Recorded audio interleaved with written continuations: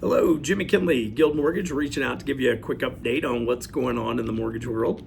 It is that spring buying season, and we saw a super hot start to the year with rates literally spent a year falling from the pretty much 7%, just over 7%, down into the edge of the high fives. And as I mentioned last month, that all kind of went sideways when we went into Iran. I won't bore you with all the details, but if you watch my videos, I've tried to make it very clear over the years that the number one arch enemy of a mortgage rate is inflation. And one of the key factors that can drive inflation fears is gas prices.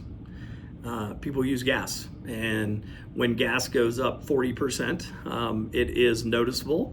It impacts spending, it impacts household incomes, and unfortunately, it's a bad thing. To show you how quickly that happened, we saw rates go pretty much from 5.875 to 6.5 in a matter of weeks. Every time over the last month, we saw a ceasefire and oil prices came back down, rates would immediately come back down with it. That tells me one thing. That tells me there's still a lot of pressure for rates to be good. There's a lot of pressure for rates to come down. We just need to get through the hurdles that are going with it. And twice during this Iran stuff, we've seen oil prices come back down because of a ceasefire or whatever, and we saw rates move back down in the 6.25 range, and then something happens and it ends and it bounces back up. The reality is we need to get out of Iran. I'm not saying that from a political standpoint. Obviously, the whole Iran thing is something that I'm not going to get into, but from a mortgage standpoint, being in Iran is not going to be good for mortgage rates. It just can't be. Oil prices at over $1 a barrel, $100 a barrel, cannot translate into good mortgage rates. But there's some good things on the horizon. Whether you love or hate Jerome Powell, he's on his way out. And I want to explain something. He does not have to leave the Fed. He has the right to stay on as a Fed governor after his term is up, and he would be one of 3 Fed chairs that have ever done that. The first Fed chair did it because they needed more people.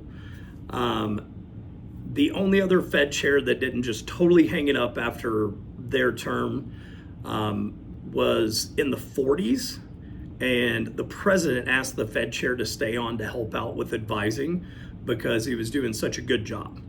Obviously, that's not the case this time, and whether you like Jerome Powell's monetary policies or not, the reality is, inflation got to 9% because Powell and his staff said it's transitory, it's not really happening, and that's what drove rates from historic lows, to 8% at one point.